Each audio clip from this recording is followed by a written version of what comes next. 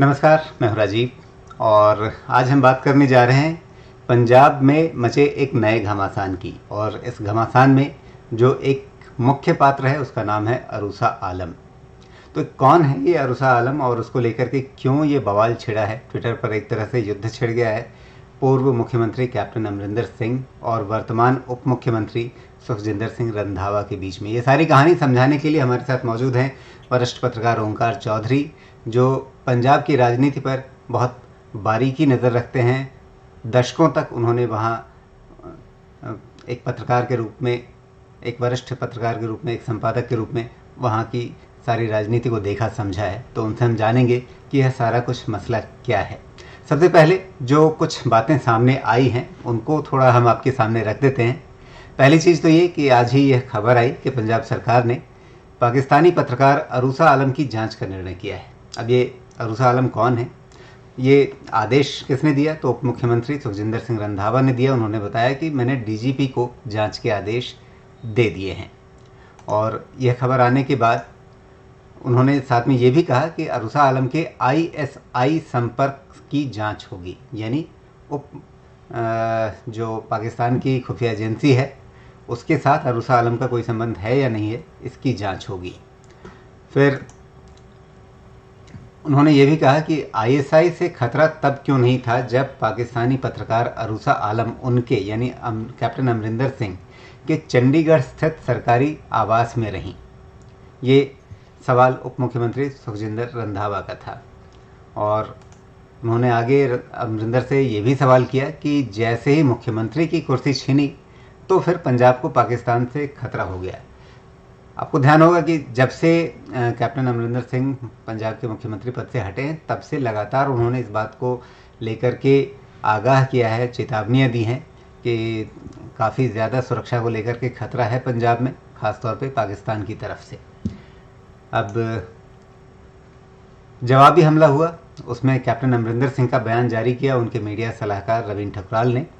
और उसमें उन्होंने कहा, अब आप मतलब सुखजिंदर रंधावा, अब आप व्यक्तिगत हमले कर रहे हैं। कुर्सी संभालने के 1 महीने बाद जनता को दिखाने के लिए आपके पास बस यही है। फिर उन्होंने कहा कि मेरे मंत्रिमंडल में आप मंत्री थे, आपने यानी रंधावा ने तब कभी अरूसा आलम के बारे में शिकायत नहीं की। उन्होंने आगे और कहा, वे 16 सालों से, वे यानी अरूसा आलम, वे 16 सालों से भारत सरकार की स्वीकृति लेकर आ रही हैं। या आप यह आरोप लगा रहे हैं कि इस बीच एनडीए और कांग्रेस के नेतृत्व वाली यूपीए दोनों सरकारों की पाकिस्तानी आईएसआई से मिलीभगत थी। तो साथ में आगे उन्होंने ये भी कहा कि भाई आप तो लंच करते थे, डिनर करते थे अरूसा आलम के साथ जब मैं मंत्री था, तब आपने कभी शिकायत नहीं की। और फिर कैप्टन खेमे की ओर से सबसे बड़ा ब्रह्मास्त्र चला गया और वो ब्रह्मास्त्र था इस तस्वीर के रूप में। यहाँ पर रवीन ठकुराल का आप ट्वीट देख सकते हैं जिसमें उन्होंने सिर्फ इतना लिखा है, just by the way file photo, और उसमें उन्होंने टैग किया है सुखजिंदर आईएनसी यानी उप मुख्यमंत्री सुखजिंदर सिंह रंधावा को, साथ में आईएनसी पंजाब यानी पंजाब की कांग्रेस इकाई को, मुख्यमंत्री चरणजीत चन्नी को भी, और कांग्रेस का जो मुख्य ट्विटर हैंडल है आईएनसी इंडिया, इसको भी। और इसमें आप साफ देख सकते हैं एक तरफ तो सोनिया गांधी है और दूसरी तरफ वही मोहतरमा है जिनको लेकर के ये सारा ट्विटर बवाल छिड़ा हुआ है, यानी कि पाकिस्तान की पत्रकार अरूसा आलम।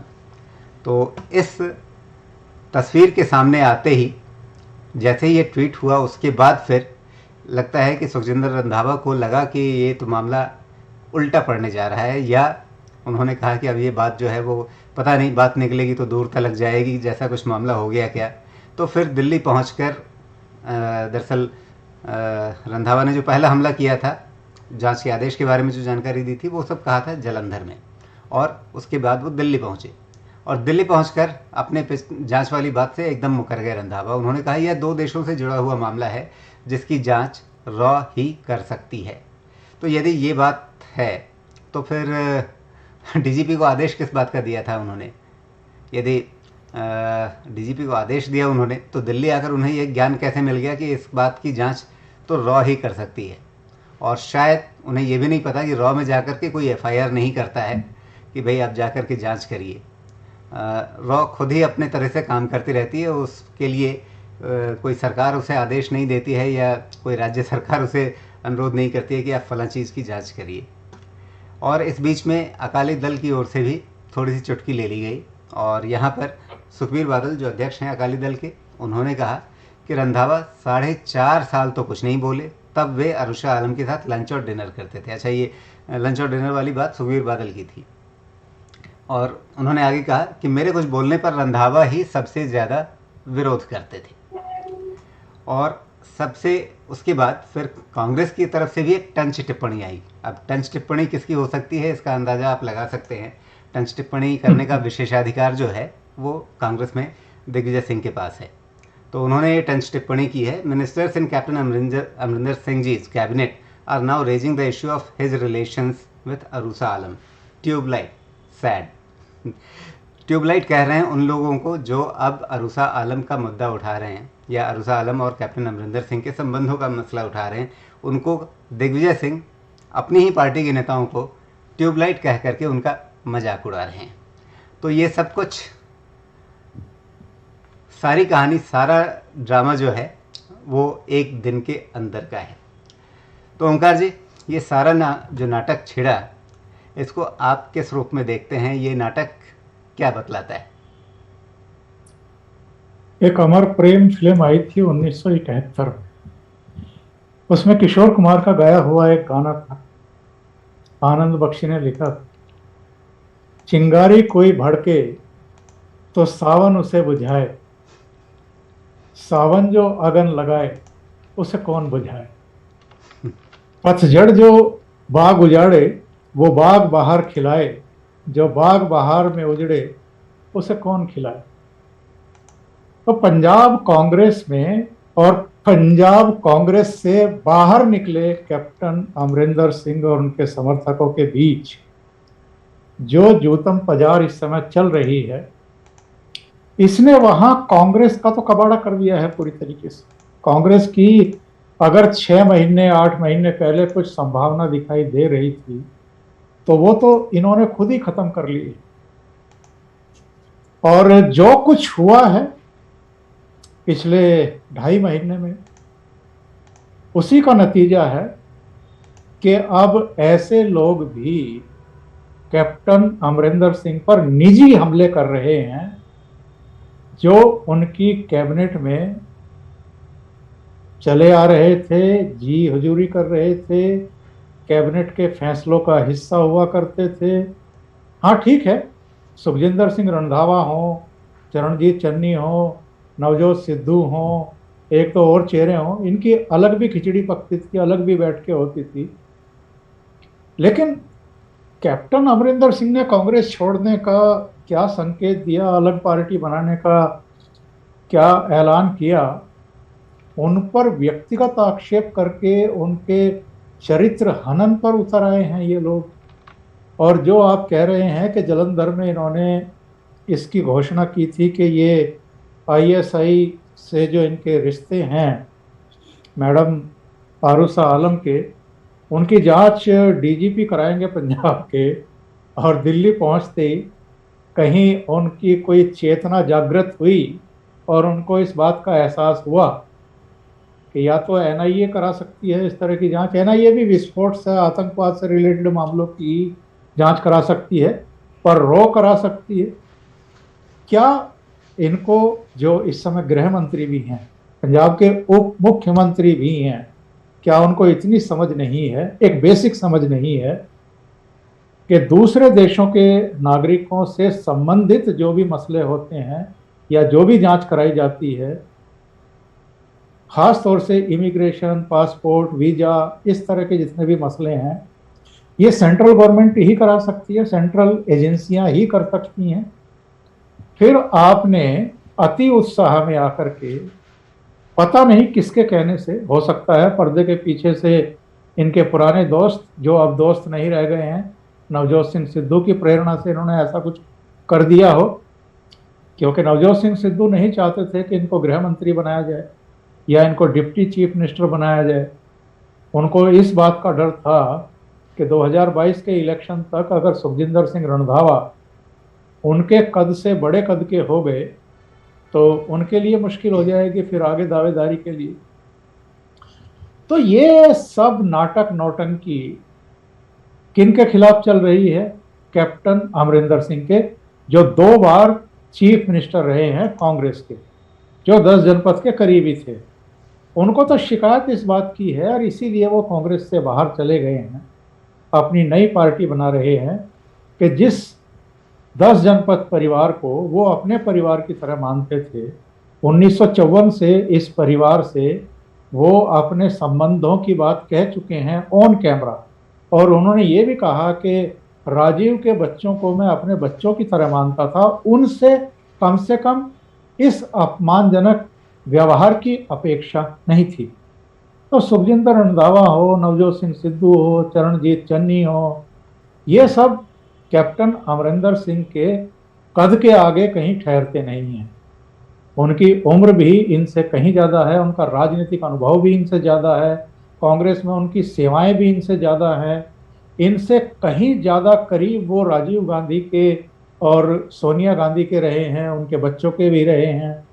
हाँ, पिछले कुछ वर्षों में जरूर उनके बच्चों यानी राजीव गांधी और सोनिया गांधी के बच्चों और कैप्टन अमरिंदर सिंह के बीच में सामंजस्य लड़खड़ाया। और वो किन वजहों से लड़खड़ाया ये भी अब करीब करीब सामने आ चुका है, जो इनका तौर तरीका है बात करने का। अगर कोई पार्टी में बुजुर्ग भी है, अगर कोई 75 प्लस भी है, तो भी ये ऐसे ही ट्रीट करते हैं कि जैसे ये लीडर हैं और वो इनकी रियाया हैं या वो इनके नौकर हैं। तो अगर आप किसी लीडरशिप को, किसी चीफ मिनिस्टर को, किसी उम्र दराज नेता को ऐसे ट्रीट करने की कोशिश करेंगे तो कैप्टन अमरिंदर सिंह तो रीढ़ विहीन नहीं है। एक सीमा तक तो आदमी झुक जाता है और उसके बाद जब उसकी गैरत जवाब दे जाती है तो फिर उसके लिए संभव नहीं होता है और उसका नतीजा वही होता है जो उनके साथ हुआ है पंजाब में। तो ये सुखजिंदर सिंह रंधावा फाउल प्ले कर रहे थे और मुझे लगता है कि जब दिल्ली पहुंचे हैं तो यहाँ उन पर डांट पड़ी है। लेकिन ये फाउल प्ले, ओंकार जी, ये फाउल प्ले क्या जो सोनिया गांधी के साथ तस्वीर है, क्या वो तस्वीर ही फाउल प्ले का कारण बन गई? यदि ये तस्वीर नहीं होती तो फाउल प्ले नहीं माना जाता। एक्चुअल में कैप्टन अमरिंदर सिंह ने ये स्टेडियम के बाहर बॉल उछाली।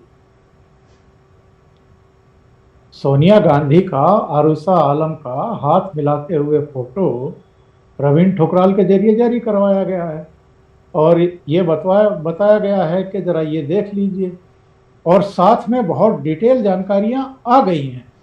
डिटेल जानकारियां ये हैं कि जब कैप्टन अमरिंदर सिंह मुख्यमंत्री नहीं थे, डॉक्टर मनमोहन सिंह प्रधानमंत्री थे, उस समय उन्होंने राष्ट्रीय सुरक्षा सलाहकार को इस बात की जिम्मेदारी सौंपी थी कि आप आरुषा आलम के बारे में जरा जांच पड़ताल करा लीजिए।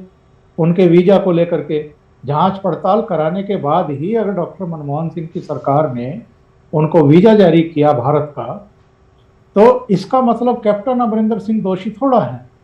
फिर तो ये कह रहे हैं कि मनमोहन सिंह सरकार दोषी है, आईएसआई की एजेंट को उन्होंने वीजा जारी कर दिया।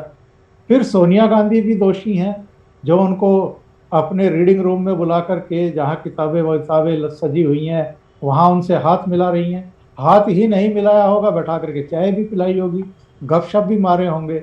तो इसका मतलब ये है कि सोनिया गांधी भी आईएसआई की एजेंट को अपने ड्राइंग रूम तक बुला करके उनसे हाथ मिला रही है, उनसे गपशप मार रही हैं। तो इनको जो है समझाया गया होगा कि आप ये कर क्या रहे हैं, और ये फोटो जारी करवा करके अमरिंदर सिंह ने इनकी सारी गिल्लियां उखाड़ करके फेंक जी। लेकिन ओंकार जी, यहाँ पर एक सवाल तो है ही। अब 2007 में यूपीए सरकार के रहते हुए कांग्रेस के एक बड़े नेता की दोस्त भारत में उनके मेहमान के तौर पर आना चाहती हैं, उसके लिए एनएसए से जांच करा ली और सारी स्वीकृति मिल गई और वो आ गई और उसके बाद आना जाना लगातार 16 साल से बना हुआ है। ये ठीक है, 2007 में हो गया क्योंकि यूपीए की सरकार थी और कांग्रेस के बड़े नेता की सिफारिश यदि थी। वो खुद ही कह रहे हैं मैं 16 साल से अरुसा आलम का वीज़ा स्पॉन्सर करता रहा हूँ।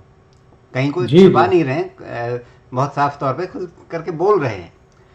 तो यदि यूपीए की सरकार के समय इसको स्वीकृति मिल गई, तो क्या इसको लेकर के जो सवाल उठते हैं या उठने चाहिए, वो सवाल बंद हो जाते हैं कि भाई अरुसा आलम कौन है? तो वो पाकिस्तान की एक डिफेंस जर्नलिस्ट, रक्षा पत्रकार हैं।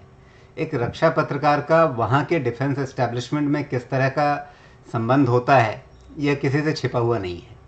बहुत ही घनिष्ठ संबंध होगा तभी कोई रक्षा पत्रकार के रूप में काम कर सकता है। और सिर्फ वो नहीं है, यदि आप इनकी पारिवारिक पृष्ठभूमि भी देखें तो इनकी माता को असली नाम जो भी था, लेकिन उनकी माता का जो निकनेम वहाँ पर था वो रानी जनरल कही जाती थी। उनका जी जी। पंजाब के डिफेंस एस्टेब्लिशमेंट में अरुसा आलम की माँ का इतना दखल था कि उनको रानी जनरल के नाम से बुलाया जाता था। तो इन मोहतरमा की जो पृष्ठभूमि है और उसके बाद कैप्टन अमरिंदर सिंह के साथ इनकी इस तरह की दोस्ती, जिस पर आज ये कांग्रेस के नेता कह रहे हैं कि भाई आपके सरकारी निवास में आकर के ये ठहरती थी। तो ये सवाल भले ही कांग्रेस के लिए कह सकते हैं कि भाई आप इतने साल बाद क्यों जगे, तब क्यों जगे जब कैप्टन ने आपसे बगावत कर दी। ये सवाल कांग्रेस से हो सकता है, लेकिन कैप्टन और अरुसा आलम के संबंधों पर जो सवाल है वो कैसे खारिज हो जाता है? नहीं, लेकिन अगर उनके व्यक्तिगत संबंध हैं जो दोनों ने ही नहीं छिपाए, आरुसा आलम ने अपने पाकिस्तान में जो परिवार है उससे नहीं छिपाए, कैप्टन अमरिंदर सिंह ने यहाँ हिंदुस्तान में अपने परिवार से नहीं छिपाए। दोनों के बीच में दोस्ती है और ये आज से नहीं है, काफी समय से है। इसको लेकर के चंडीगढ़ में, पंजाब में, हरियाणा में, दिल्ली में सबको पता है। मुझे समझ में नहीं आ रहा है कि इस बात का अब बखेड़ा क्यों खड़ा किया जा रहा है। कैप्टन अमरिंदर सिंह की एक किताब है, उनकी अपनी बायोग्राफी है, उसमें भी एक चैप्टर में उन्होंने आरुसा आलम के बारे में बाकायदा लिखा है।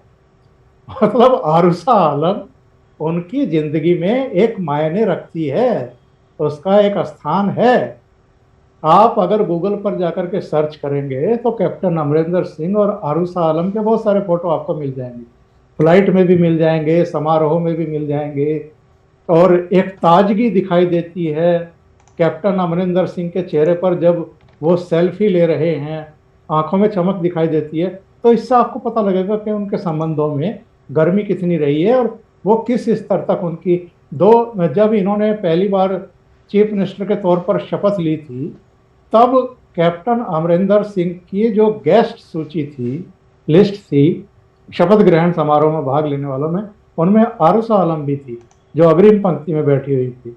वहाँ की सारी ब्यूरोक्रेसी, वहाँ के चीफ सेक्रेटरी, वहाँ के डीजीपी इनके साथ फोटो खिंचवा करके धन्य महसूस करते थे। यहाँ तक कहा जाता है कि गवर्नमेंट में इनकी दखल थी, इनकी राय ली जाती थी, या ये जिसको कहते थे वहाँ उसके तबादले हो जाते थे उनके प्रतिष्ठा। तब कहाँ थे ये सारे के सारे?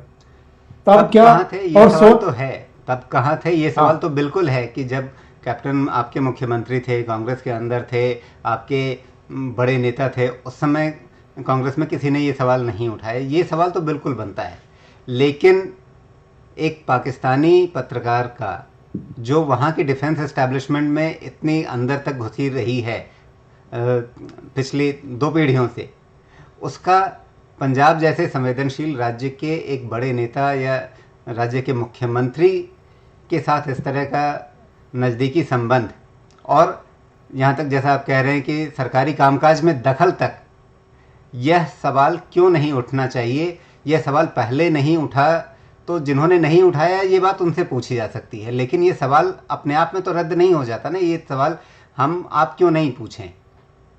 आप बिल्कुल पूछ सकते हैं, सब पूछ सकते हैं, लेकिन मेरा कहना ये है कि न केवल यूपीए सरकार ने बल्कि एनडीए सरकार ने भी इनको वीजा दिया है, इनको यहाँ आने की परमिशन दी है। अगर इनकी कोई संदिग्ध गतिविधि होती, अगर कुछ भी ऐसा दिखाई देता जिसमें हमारी एजेंसियों को लगता कि इनको वीजा देना असुरक्षित है या हमारे देश की सुरक्षा के लिए हार्मफुल है, तो इनको वीजा नहीं मिलता। बड़ी सीधी सी बात है। क्या यह और अपने आप में आपत्तिजनक नहीं है कि पाकिस्तानी नागरिक, पाकिस्तान की पत्रकार जो वहाँ के डिफेंस एस्टेब्लिशमेंट से नज़दीकी संबंध रखती है, वो भारत में पंजाब जैसे संवेदनशील राज्य की अंदर प्रशासनिक दखल रखने लग जाए? अब मैं कह रहा हूं कि इस पर सवाल उठाइए, लेकिन मैं ये कह रहा हूं कि क्या ये इस्टेब्लिश हो गया है कि उसके पाकिस्तानी आईएसआई एजेंसी से कोई ताल्लुकात हैं? क्या ये स्थापित हो गया है किसी जांच पड़ताल में कि उसने भारत की कोई खुफिया जानकारियां वहां की जो एजेंसी है उसको शेयर किए हैं? या किसी भी तरह की कोई क्या जांच पड़ताल हुई है?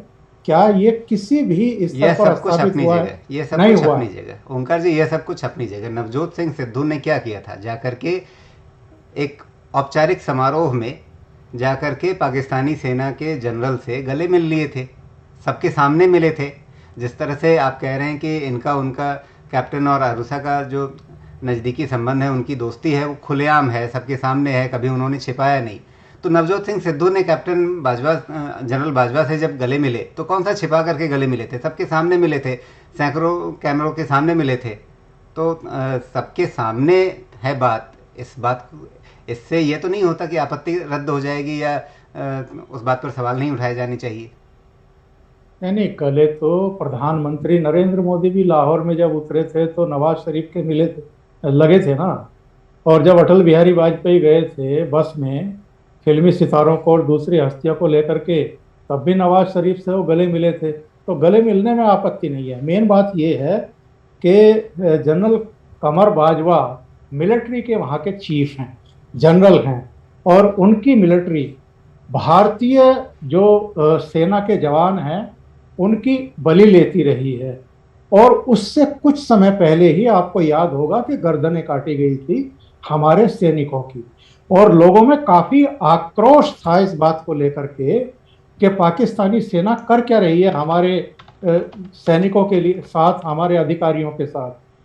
और ख़ास तौर से हमने ये उड़ी की घटना के बाद भी देखा है, पुलवामा की घटना के बाद भी देखा है कि सैनिकों के साथ, अर्ध सैनिक बलों के साथ अगर इस तरह का कुछ हो जाता है, घट जाता है, तो हमारे यहाँ के जो सेंटिमेंट्स हैं वो एकदम चरम पर होते हैं और वो इसको बर्दाश्त नहीं कर पाते हैं।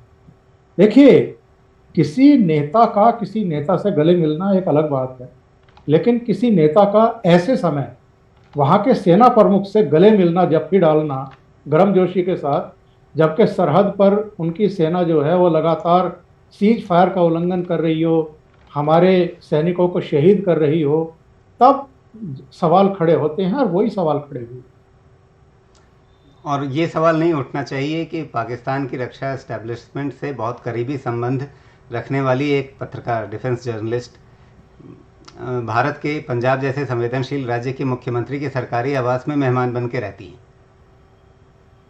मेरे विचार से भारत के और पाकिस्तान के जिस तरह के आपस में इस समय तनावपूर्ण रिश्ते हैं, जिनमें हमारे खेल संबंध भी स्थगित हैं, हमारी टॉक्स भी स्थगित हैं, तमाम तरह की चीज़ें अंतर्राष्ट्रीय मंचों पर दोनों देशों के बीच में चलती रहती हैं, आरोप प्रत्यारोप का सिलसिला चलता रहता है।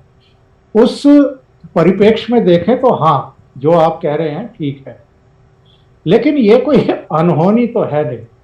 पाकिस्तानियों के रिश्ते हिंदुस्तान में हैं, हिंदुस्तानियों के रिश्ते पाकिस्तान में हैं, यानी रिश्तेदार वहाँ हैं। 47 से पहले सारे एक ही थे, तो उसमें वहाँ के किसी नहीं, ये नागरिक मोहतरमा का यहाँ रिश्तेदार आकर नहीं के है ना। रहना और यदि कैप्टन अमरिंदर सिंह कानूनी के कोई रिश्तेदार लाहौर में रहे होते और वो आकर के उनके सरकारी आवास में मेहमान बन के रहते तो शायद कोई सवाल नहीं उठाता। कानूनी दृष्टि से रिश्तेदार नहीं है, पर जो संबंध हैं वो तो बहुत प्रगाढ़ है। और इतने प्रगाढ़ हैं कि वो अपनी बायोग्राफी में बाकायदा एक चैप्टर में अरुषा आलम का जिक्र करते हैं।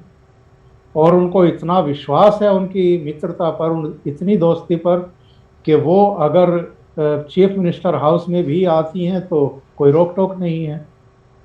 तो कुछ तो है जो मतलब यूपीए सरकार ने भी उनको वीजा से नवाजा, एनडीए सरकार ने भी नवाजा, किसी को कोई ऐतराज नहीं हुआ।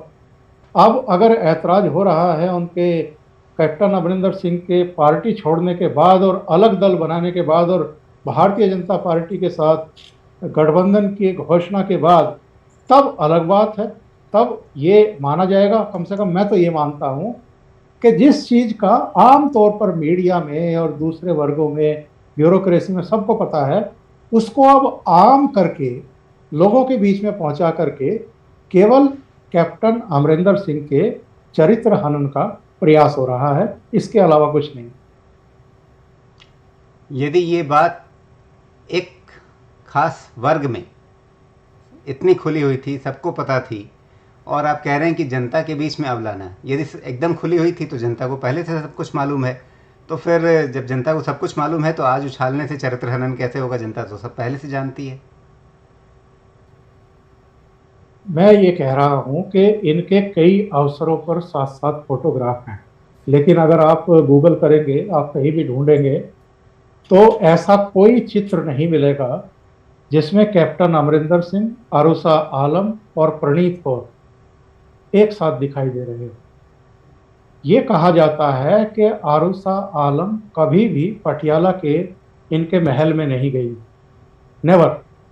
वो उनकी जो मतलब उनकी जो पहुंच है वो केवल सिसवा, जो फार्म हाउस है इनका मोहाली में, वहां तक है, यानी चीफ मिनिस्टर हाउस तक है, या गेस्ट हाउस में रहती हैं, या अपने किसी दूसरे मित्रों के या रिश्तेदारों के साथ रहती होंगी, पर कभी पटियाला तो नहीं गई। और इस चीज को लेकर के तमाम तरह के चर्चाएं रहते हैं। सार्वजनिक है कि प्रणीत कौर का अमरिंदर सिंह के साथ इसको लेकर के तनाव रहता है। पर ये चीजें जो हैं, ये मैं कह रहा हूं कि अभी तक कम से कम पब्लिक में आम नहीं थी। ये मीडिया में थी, पॉलिटिशियन के बीच में थी, पॉलिटिकल क्लास जानती थी, सरकारें भी जानती थी। अगर यूपीए सरकार ने भी वीजा दिया है, एनडीए सरकार ने भी वीजा दिया है, जांच पड़ताल के बाद ही दिया होगा। सिक्योरिटी जो क्लियरेंस है वो तभी मिलती है जब आप सब कुछ जांच पड़ताल कर लेते हैं।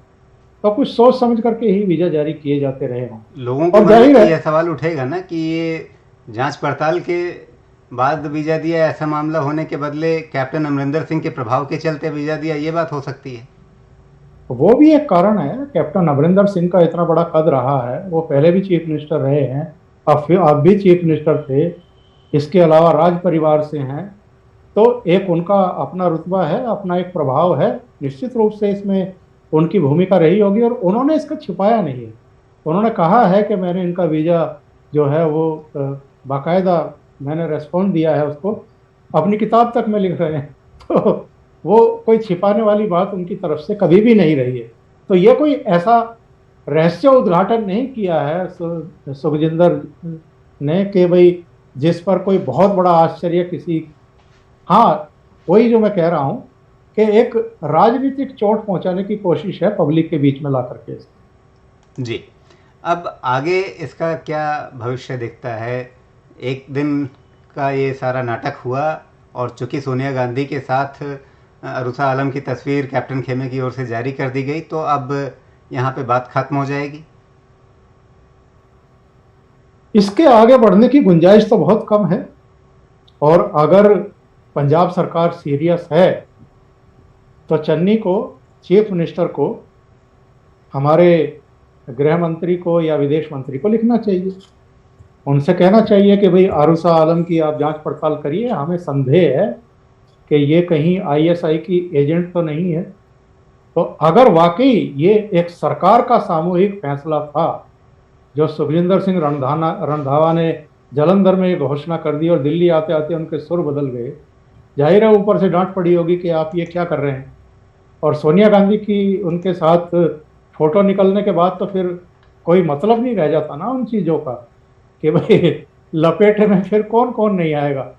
फिर तो सोनिया गांधी से भी सवाल किए जा सकते हैं कि भाई आईएसआई की एजेंट को आपने क्यों बुलाया अपने घर पर।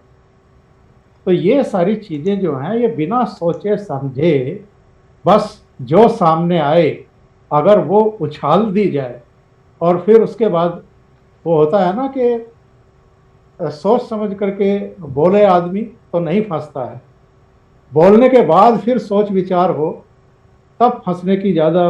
और वही हो रहा है पंजाब गवर्नमेंट के साथ में, जी, वही होता हुआ दिखाई दे रहा है। क्या इस सारे नाटक से और जिस तरह से यू टर्न लिया गया, वापस मुकरना पड़ा, उससे ये दिखता है कि पंजाब सरकार के अंदर अभी सब कुछ ठीक नहीं बना है। जैसे किसी टीम का कैप्टन अचानक हट जाए, नया कैप्टन आए, उसका बाकी सारे खिलाड़ियों से तालमेल ना बन पा रहा हो, और हर खिलाड़ी अपने हिसाब से गेंद जिधर चाहे उधर ले जा रहा हो, फुटबॉल में या हॉकी में। क्या पंजाब सरकार और पंजाब कांग्रेस के बीच में ऐसा ही मामला चल रहा है कि हर कोई अपने हिसाब से खेल रहा है? एक्चुअल में यही तय नहीं है कि कैप्टन कौन है। आपने एक व्यक्ति को चीफ मिनिस्टर की शपथ दिलवा दी, लेकिन उसको चीफ मिनिस्टर कौन मान रहा है और कौन नहीं मान रहा है, अभी यही तय नहीं हो पा रहा है। जो प्रदेश कांग्रेस अध्यक्ष है, जिसके बहुत ख्वाब थे, मंसूबे थे कि मैं पंजाब पर राज करूं, चीफ मिनिस्टर बनूं, उसके ख्वाब आपने पूरे नहीं किए, उसको मुख्यमंत्री नहीं बनने दिया।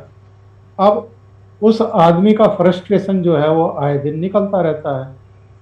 डांट भी खा चुका है, आकर के दबे छुपे सुर में जो है माफ़ी भी मांग चुका है अपनी गुस्ताखी के लिए कि मैंने आप लोगों से बिना पूछे, बिना बात किए इस्तीफा दे दिया अध्यक्ष पद से। अब वहाँ जाने के बाद फिर सोनिया गांधी को एक चिट्ठी लिख मारी, जिसमें 13 बिंदुओं पर चर्चा करने के लिए कहा कि मैं आपसे मिलना चाहता हूं। अब देखते हैं सोनिया गांधी चुनाव के बाद मिलने का मौका देती है या चुनाव होने के पहले मौका देती है मिलने का। अभी तो सिद्धू को पता लगेगा ना कि 10 जनपद एक्चुअल में है क्या। अभी तक तो वो बिना किसी पद और बिना किसी जिम्मेदारी के थे। अब ऊंट जो है वो पहाड़ के नीचे आया है। अब उनको पता चलेगा कि भाई किस किस तरह से अपमानित होना पड़ता है 10 जनपद के हाथों। अभी तो चिट्ठी उनकी आई है कुछ दिन पहले, अभी वो इंतजार करेंगे 10, 15, 20 दिन, एक महीना बाद हो सकता है दूसरी चिट्ठी लिखें, हो सकता है फिर इस्तीफे की घुड़की दें। क्योंकि आप बाकी सब के बारे में प्रोडिक्ट कर सकते हैं, ये सिद्धू नाम की चीज जो है इसके बारे में आप प्रोडिक्ट नहीं कर सकते कि ये कब क्या कर दे। और ऐसे व्यक्ति को अगर आप चीफ मिनिस्टर बना दें, अभी तो प्रदेश अध्यक्ष ही हैं, तो वो इस सीमांत प्रदेश में क्या कर दें कुछ कह नहीं सकते। और इसीलिए तो कैप्टन अमरिंदर ने कहा था कि इस आदमी पर तो आप भरोसा ही नहीं कर सकते। और जब इन्होंने इस्तीफा दिया था तो तब भी उन्होंने कहा था कि मैंने तो पहले ही कहा था इसके बारे में, जी मैं तो इसको बचपन से जानता हूँ। ओंकार जी, ये सुखजिंदर रंधावा की ओर से ये जो गुगली फेंकी गई, जो बूमरैंग कर गई वापस उनकी तरफ, क्या इसका उद्देश्य यह था कि कैप्टन अमरिंदर सिंह को नई पार्टी बनाने और ख़ास करके उसके बाद भाजपा के साथ कोई तालमेल बनाने से रोका जाए?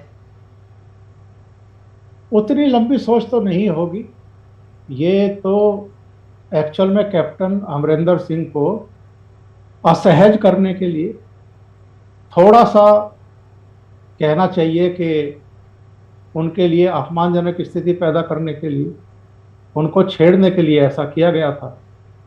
पर वो उल्टा पड़ गया।